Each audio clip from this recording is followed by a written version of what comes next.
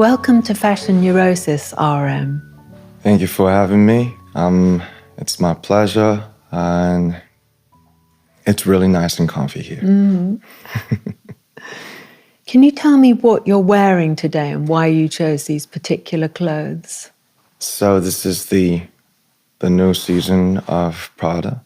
It's also one of my favorite brand, and leading by Raf Simons, and he's also my favorite. And like, to be honest, I'm really these days I'm really counting on my stylist, which is my friend. Shout out to Kim, and he recommended this shirt because usually I really like this kind of like muted and bleached, like dyeings from the like natural elements. So with this color, I feel really natural and myself. Yeah, it's such an important thing that clothes, they Yes. have the power to really free you from self-consciousness. Sometimes. And you're the leader of BTS, one of the biggest bands of all time. And you've sold over 40 million albums, and you're the only band since the Beatles to have 3 number-1 albums in a year. And you have a humility that's not associated normally with pop music. And I wondered why that's important to you. I think I never had a wish like to be this big, because I always wanted to have, like such influence to, when you become an artist or a influencer, then sometimes you really want to reach as many as you can. So when you are in the middle of the pop music industry, particularly, it feels really easy to be just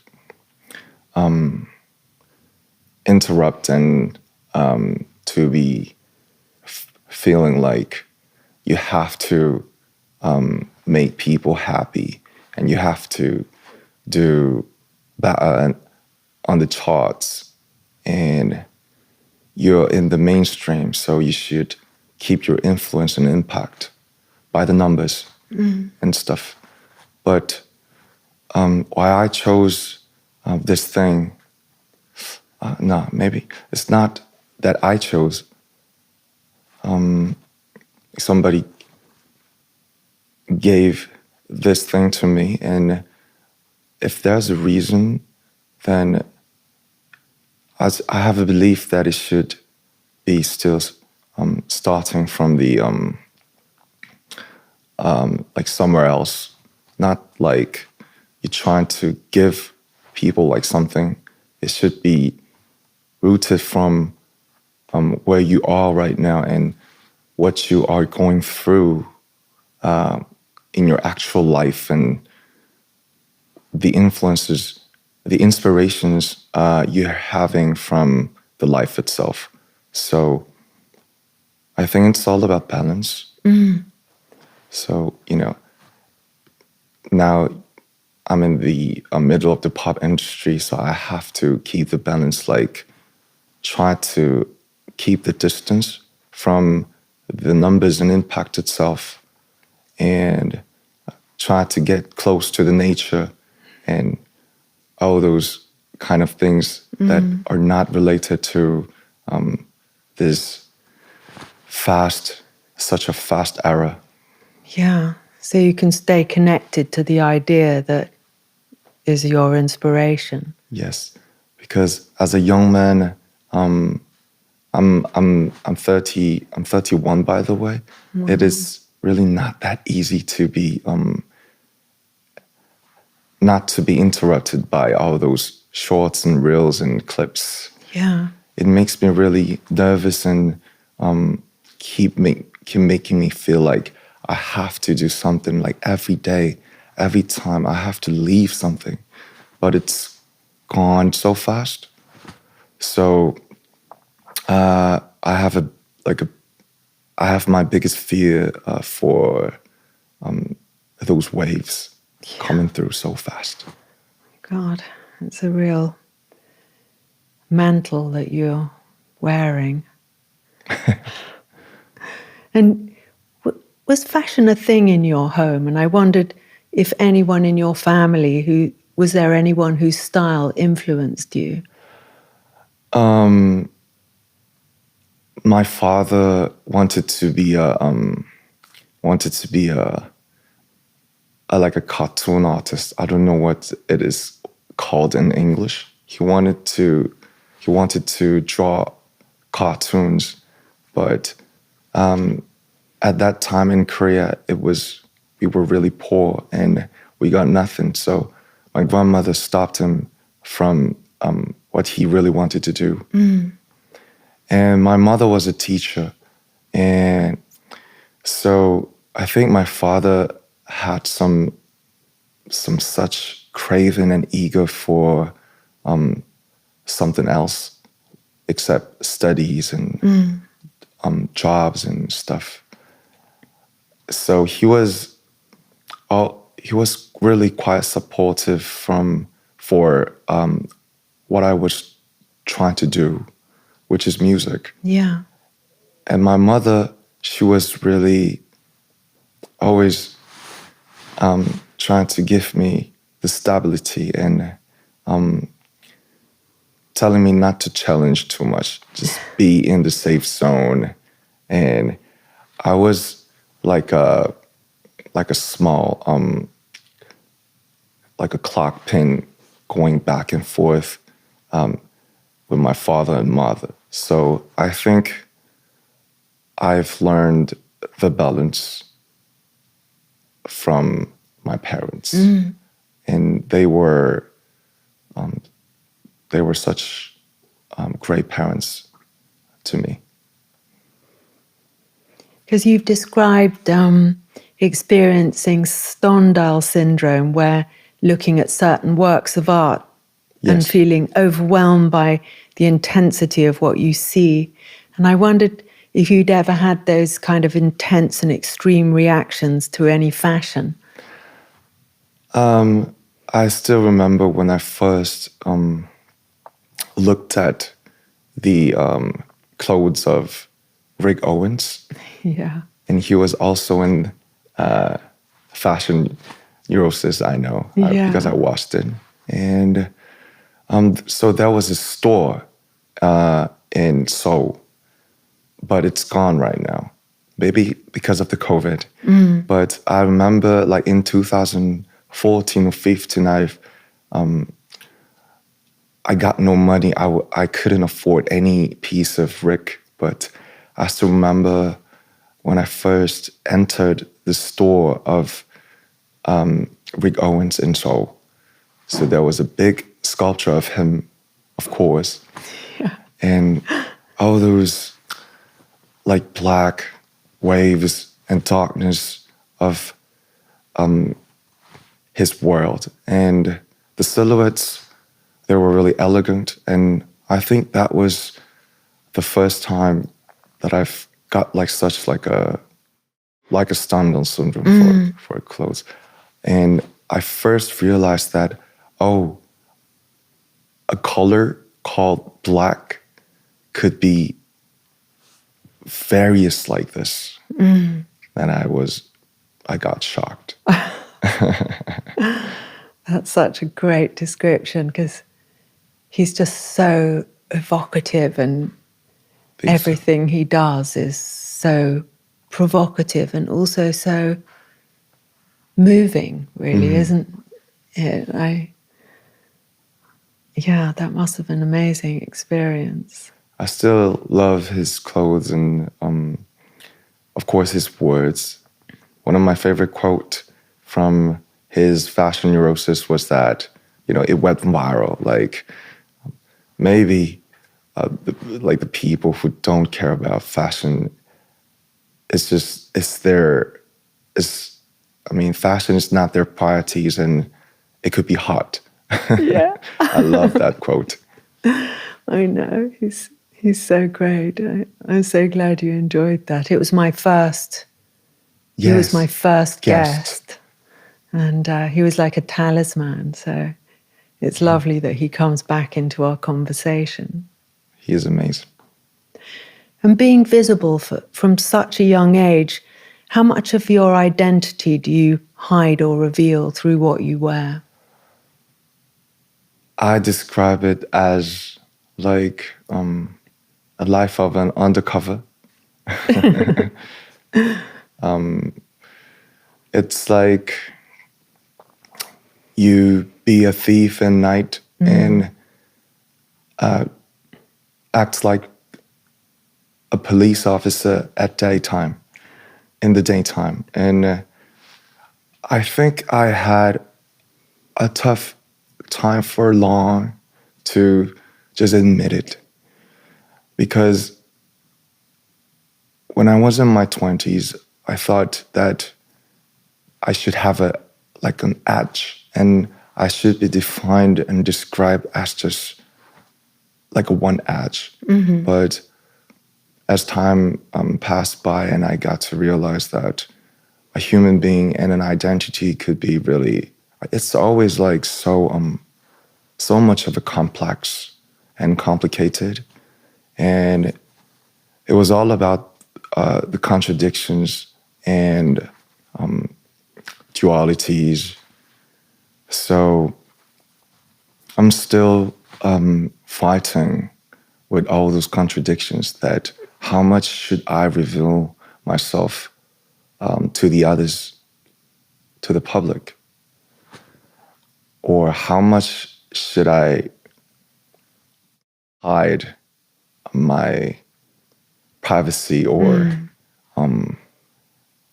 like I'm still figuring out like what to show and what to hide. Yeah. But I think the best way to reveal your real things is the art itself. For me, it's music.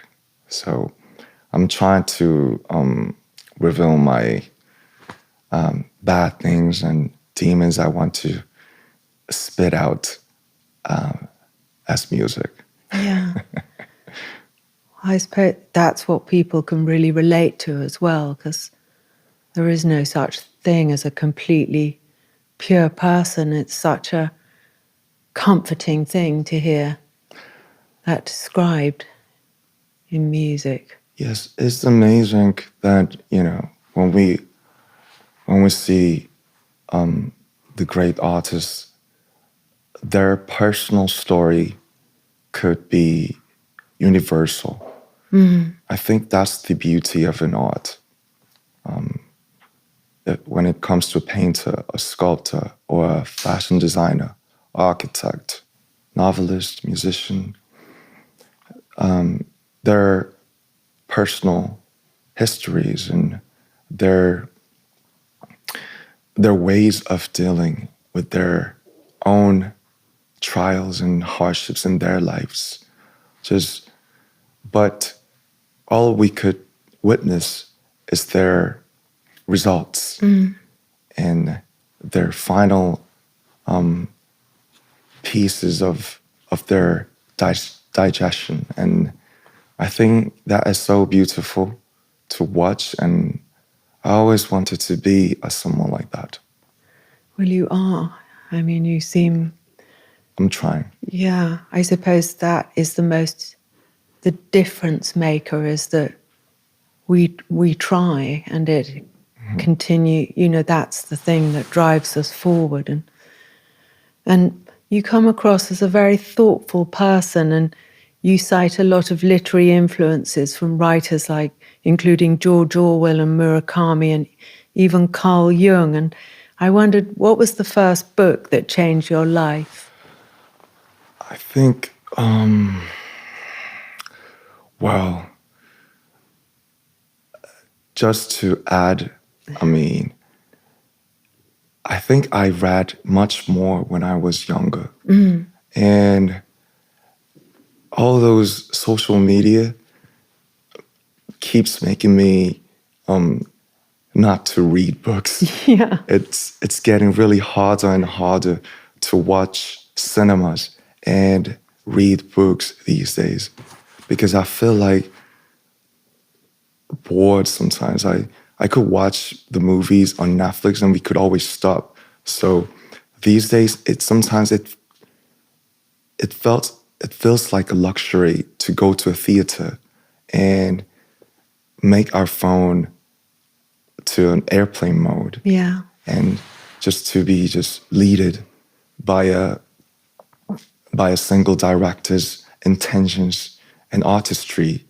It's a it's becoming more rarer and rarer experience these days. So I think my first book, like a Stendhal Syndrome, was for books. I think it was Damien, if it's right, by Hermann Hesse. Yeah. Yes. And because I think I discovered the essence and the reality of my what do we call it? Like jealousy. So interesting. Yeah. Because Damien is being described like a perfect human being, very ideal type of human being. And the phrases, the start was really powerful, like about the bird and the egg, and about the abraxas. So I think I've read it over like 4 or 5 times. Really? God. When I was young. I think I should read it again because I want to read it now. You're describing it. It felt like for me felt like a school life at that time. The bad feelings and like jealousy I've had for the kids, the friends I have in my class, like very tall, very handsome, very smart, or like very good at sports, who's always popular from the girls. So I could reflect on my real life, even though if I was a teenager at that time. Yeah, I remember that. It's such a good book to have found because jealousy can be such a thwarting and crushing feeling, and I remember my shrink saying to me, I was talking about feeling how bad I felt to feel competitive with someone. And he said, well, you can treat it as a game and to read something at that young age, so kind of philosophical, and also that it's actually not that bad to feel jealous. It's part of finding out what you can handle. It seems an amazing book. How did you find that book? It was being treated like a classic and very, very recommended by the parents and teachers. So I think my parents always took me to the city library every weekend. And I think that's one of the best things that a parent, like parents could do to their kids. So they just naturally gave me the chance to reach all those great answers and interesting results of the ancestors. Yeah. God. Yes. Because you have the demeanor of a man with the burden of the leadership and how to use his power in a conscientious way. And I wondered, how do you deal with the loneliness that comes with being a leader? It's still hard because I was the first the member of the team, the band, and the label did give me a lot of burden to put the team together as a team. And we had such different backgrounds from different cities. And different tastes, different dreams. So I think I was really like overwhelming or very like a powerful type of like bossy type of leader for the first like 8, 9 years. But as the team got bigger and they have their own names and careers, it just didn't work out anymore. So, of course, I mean, they grew up a lot also. So, after that, I've changed the way to communicate. And I think a leader is just like this. For example, everybody is lying on the couch and the window is open and it's too cold. So somebody has to close it. But nobody wants to because it's too comfy here lying on the couch. It's so annoying. If one single person has to stand up and get off the couch and walk a few steps to close the door, then I think that's what a leader does for every part of the team. That's all. That's a huge thing, isn't it? It is a huge thing for some situations. I suppose by getting up to close the window, you risk losing your place on the cozy couch. And it is the act of courage and confidence as well. So I think it's basically really just annoying to be a leader, but it's like I just couldn't let anybody do it because I was like, if somebody has to do it, then it should be me. And because I just can't watch somebody else just doing it. And if it's not working out as I expected, then I could be more stressed out. So I think that's why. And when they sometimes just tell me that I know your efforts, and I'm really happy to have a leader like you, and all those stress, they're gone. So that's the beauty of the team. Yeah. Well, you're clearly very good at it because it's... Yes, it's been 15 years I have been living with them, and I spent half of my life literally with the 6 members. By the way, we have 7 members in the team. Yes. Usually it's 4, but we're 7. Really? Gosh. The lucky number. Yeah. So it's a lot. It's wonderful.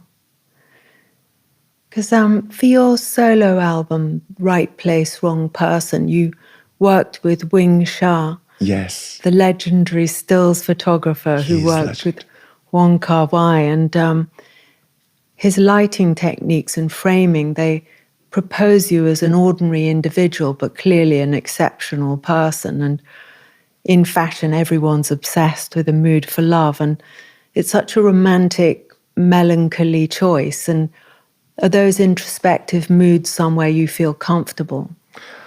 Yeah, that's my favorite album so far because that's my most recent album. But thanks for noticing, by the way. They're so beautiful, the photographs. And you... Sorry to interrupt you, Gary. I was really trying to get away from where I was because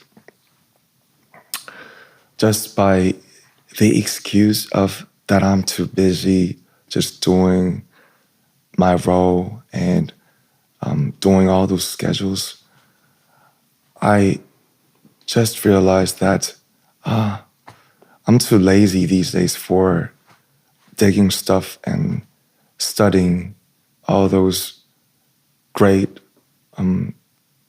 art world outside.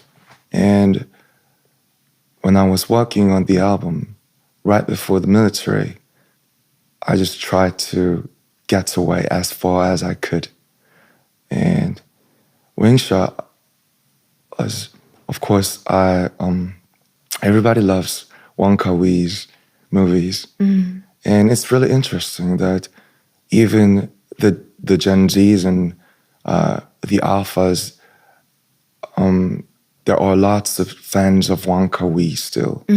So I think it's proving that he built such an like his own original world by himself.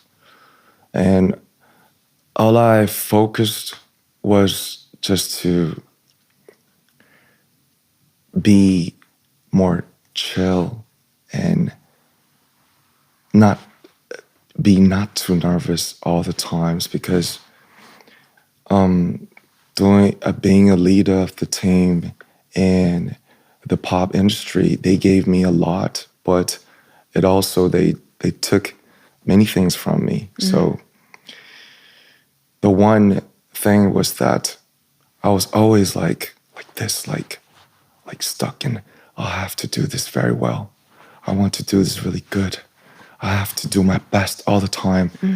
So there was always some kind of tensions with my whole life, and I just try to loosen it.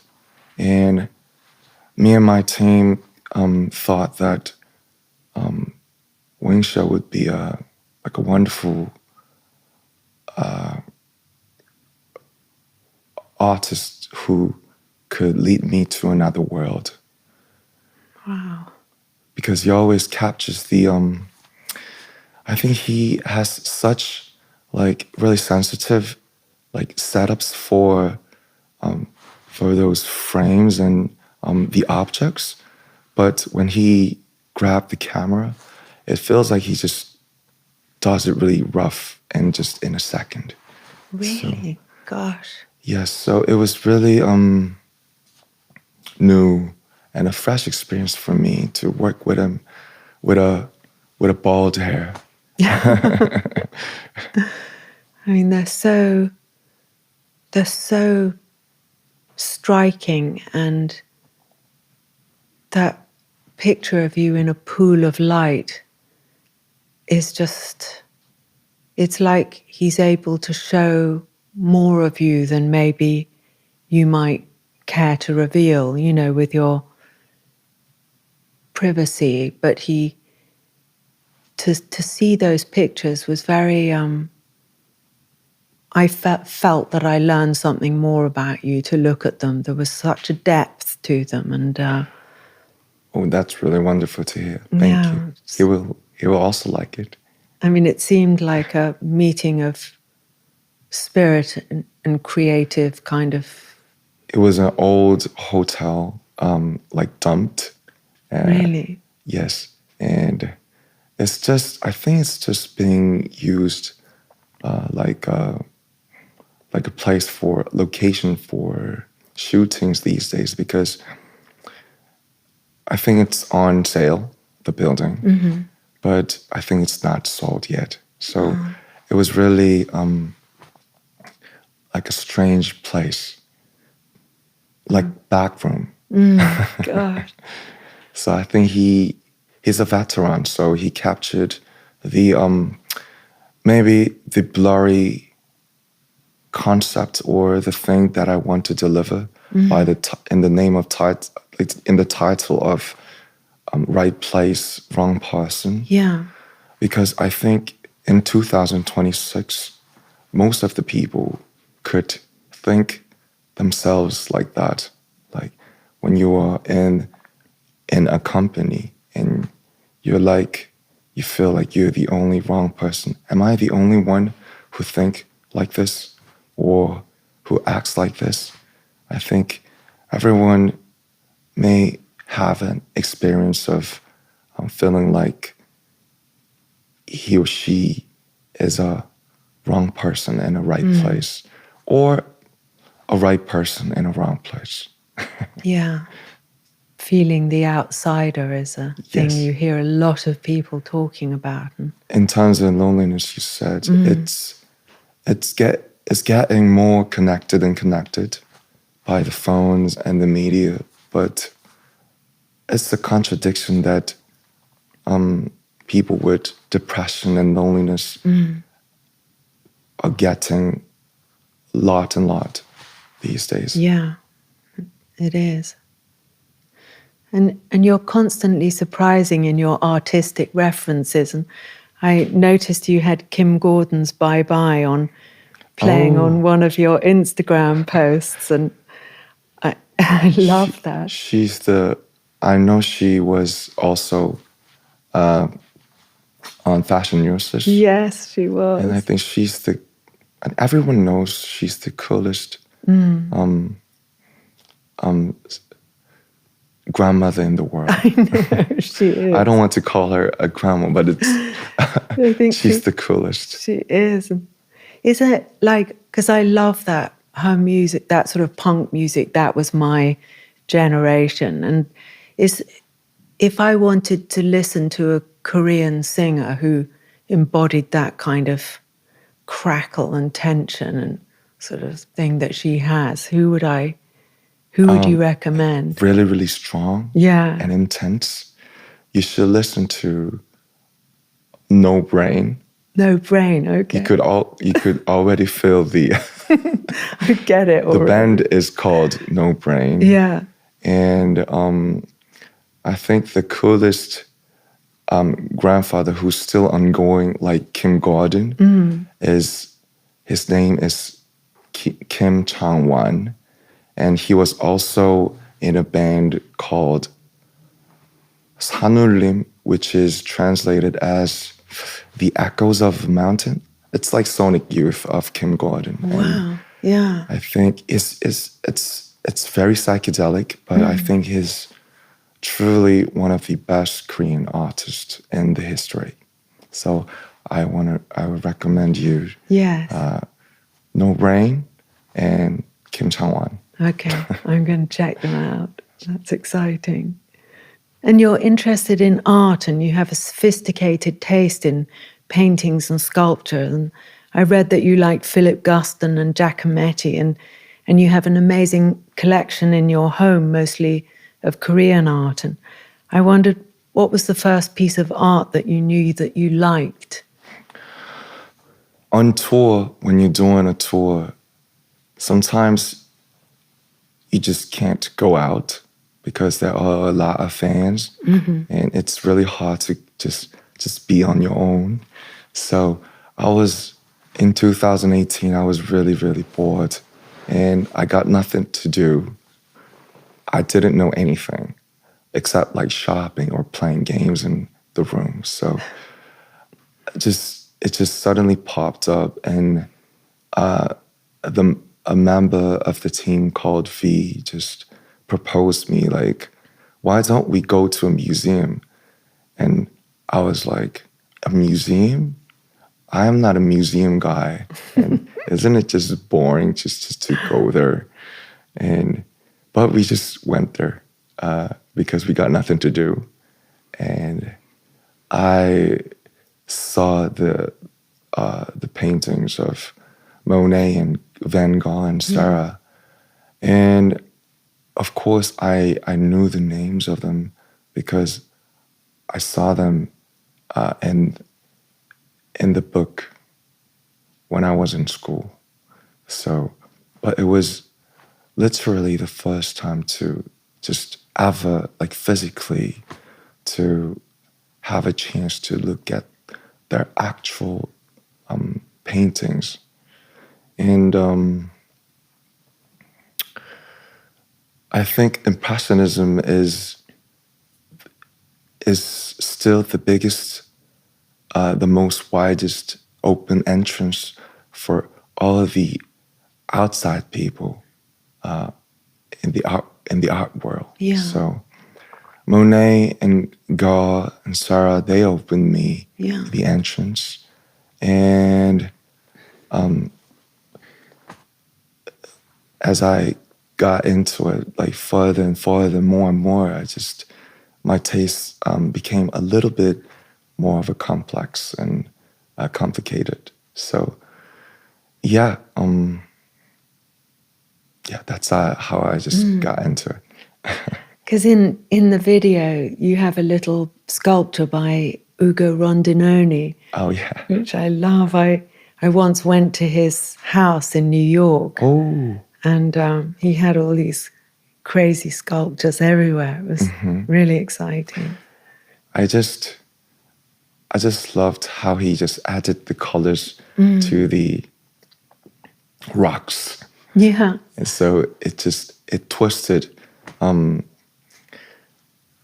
Art helps you make it widen for your perception to the world. And after I saw the colors of his rocks and stones, I think he gave me a twist of when I also see the actual mountains and rocks. So I just love that. Oh, that's great. Gosh. Because you talked about something called airport fashion, and you said, people expect me always to wear something new. And I wondered what your favorite airport fashion is at the moment. Airport fashion. Such a good expression. Yes. They're my favorite airport fashion. I remember when I first see, I think it was like 12 years ago, and like 2013 or 14, and I got to know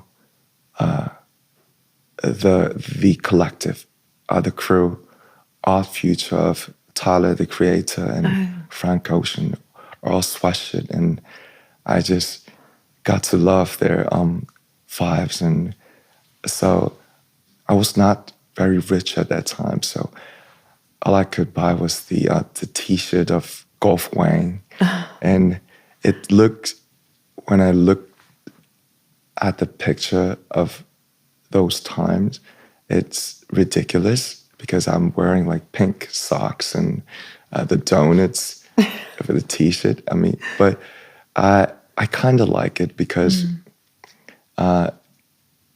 it reminds me of the times that I was really more pure and more younger.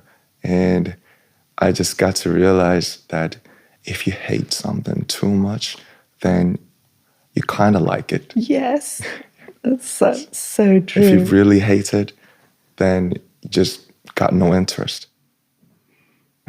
That's such a brilliant point. It's always, there's something in there, isn't there? Yes. So ironically, it's my favorite. The pink socks. Yeah. And are there certain garments that make you feel better when you're feeling low? I call it, in Korea, maybe, me and my friends call it like the hills. And I have my hills. And they are, I think the nature is always the best therapist. 70% of Korean land is made of mountains. So we could go hiking in every cities. So mountains, rivers, and the sea. We also have sea in Korea too. So they are my teachers and therapists. And mostly the friends. Because I don't like myself sometimes when I feel like I'm too obsessed with the relationships. Like I always ask myself, like, could you just please be on your own for a second? Why do you always need somebody to talk to or to go for a trip? Could you just let yourself be alone for like a week And because I mostly feel really hard to be just do nothing and just be on my own. So, but friends, I think sometimes they're everything, Yeah. family and friends. And art, of course, music, architecture, books, and art. There are lots of hills that I always have to rely on, and that's the exact point. I just finally find myself like I'm too weak. I always need those hills. Yes. I suppose part of being strong is to recognize weakness, or what people call weakness, but it's just a different mode, isn't it? It's a different place, as long as you don't, speaking for myself, sink down too far, and then there's so far to come up. And Yes, I think being strong starts from admitting your weakness and your defects and flaws. I have too many flaws. you're quite a hard taskmaster on yourself. Maybe because I grew up in Korea, and Korea is such a very intense country, but that's where the contradiction comes through, because that's the exact point what made Korea this Korea. So Yeah. I love it, but I hate it at the same time. But I suppose that's also the signature of an artist. I mean, I read this little book about Giacometti once, and he tortured himself about his Right. work and was always undoing it and Fixing it. yeah, and but if you can bear to be like that, it's incredible. Yes. Sometimes I just don't know any ways else but pushing yourself too hard to the edge. I mean, it's really too much overwhelming sometimes, but eventually I want to be a different person. I want to get away from this someday. Well, it's good. Things are phases, and you're such a young person, and you've done so much. And you seem as though when you set your mind to something that you go towards that. So I'm looking forward to seeing your next. On the cover of your new album, Arirang, BTS are all wearing these permutations of an elegant suit that could almost be a uniform. And it's glamorous, and it suggests the confidence to be subtle. And do you feel like subtlety is a more representative of where you are at the moment? Yes, because we had to admit that we are very confused, and we just can't reach a like a certain very obvious consensus of visions or tastes or dreams. So it was a very confused album. I think I'm still very confused, and I think about subtlety a lot. But yeah, like I just don't really know. It's very subtle, but so we wanted to be very straight forward, but we failed. But we did know that we were going to fail. That was maybe the place that the subtlety comes from. And those conflicts and the shakings, I think it's where I am right now in 2026. I want to be very certain and straight, but I think I always fail.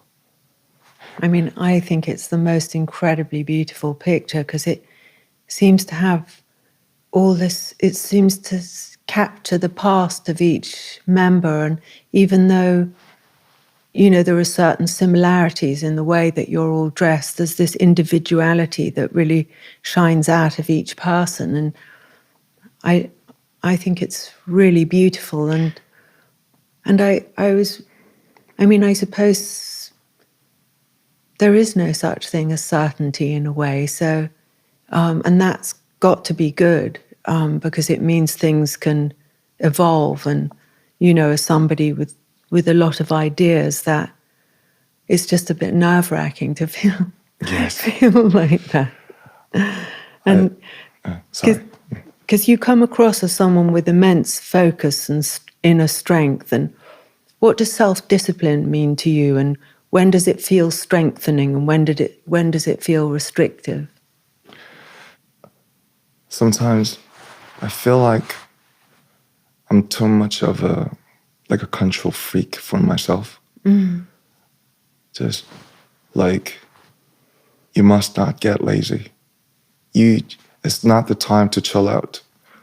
Like, for example, I think the tour is one of the final completion of a musician, because it's a total package of music, performance, choreographies, and visuals, and most importantly, the fans. And we have this such communion, eye to eye and face to face. But once the tour starts, I was forgetting about this because it's been almost 7 years that we haven't been on tour because of the COVID and the military. Oh, yes. And so it was in a while. And the tour started 3 months ago. And I got to realize, like,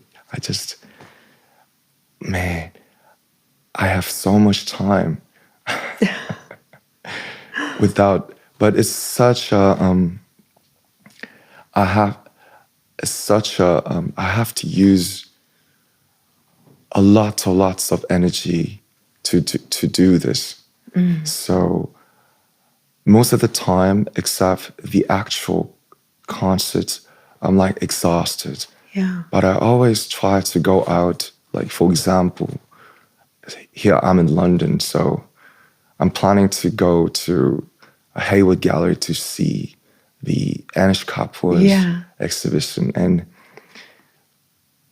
I jump too much in the tour, so my legs, they always hurt so much. So it's really hard to just walk. But I always push myself, like, when could you see this place or exhibition if it's not now? But so my self-discipline is just always about those two things. Like, am I controlling myself too much? No, it's okay, you could chill out. It's been 15 years. You always waited for this moment. Nah, the world is flowing too fast. You have to push it more. No, you have to chill out. Bro, please chill out. So a friend of mine told me, I just hope you live the life of an undercover, like, even more. Like, push it to the edge even more. Like, when you are in the team, just do all those stuff like a pop star, like a pervert. Like like you could do it even better and better. You should enjoy it. But when you just come back to your like a private time, just be yourself, say anything, spit it out. You could do both roles even more and more and better. Just don't try to combine it together. I think that's where your insecurity comes from. And that helped me really much. But it's really hard just to do that sometimes. It's a great bit of advice, I must say. And is there a particular garment that you find attractive on somebody that you're romantically interested in? Yes. I think about it a lot. And I think I kind of want to see like the contradictory image from somebody, because like if somebody could be very, very serious, but very, very ridiculous and humorous at the same time, maybe I think I might fall in love with that person. That's so nice. Yes. Because I don't know why. Maybe if I could be with that kind of person for a long time, I feel like I might have a really, really like a happy life and happy times with, like such full of content. Yeah. Talking about maybe the social issues from like political things, and just to like, which beer do you prefer the most, Belgian or German? Yeah. I prefer Korean, like something like that. Yeah. So, yeah. I think I find such riz when I see somebody's very, very a duality. Yeah. Yeah, the duality. Yeah. And if you fancy someone and don't like something they're wearing, does it kill your attraction? I think I used to when I was young, because I was like, fashion is everything. Like clothes, it's the best way to express yourself. But, Rick already taught me on fashion neurosis. There was a lesson. And I think as I got a little bit older, I've learned how to really, really respect somebody's taste and a way of expressing themselves. I was talking that I'm learning about it like years ago, but now I think I could say that I became a person like that even more. And for that part, that is the exact part that I want to become like that even more and more. And fashion is the clothes. It's really important because we just habitually judge other people just by the looks and the fashion. Yeah. So nobody wants to be judged easily. So, because on your album Arirang, you have a song called Normal. yes. And I wondered, what rituals do you have to create normality when there's less of it around in your life? And because I noticed on your video when you were showing the art that you made your bed, and I wondered if that was one of your rituals and what rituals you use to ground yourself. To turn off, right? Yeah. The word, sometimes a language or a single word could define your entire world. So just my obsession with a word, normality, Yeah. that was the way, the one of the best way to like get away from it. Like you should be normal. You should just be one of them. Because I am living like a strange life. But as I got to like obsess with the like, oh, I want to be like a normal person. Like I just want to be one of them. And as I got so obsessed with it and with it, I think it just runs away from me even more. Yeah. So I'm trying to stop thinking about normality. Yeah. It's a really good idea. You should turn yourself off. You should be private. You should not be noticed. I am trying to get away from it. I mean, it's the most incredible album.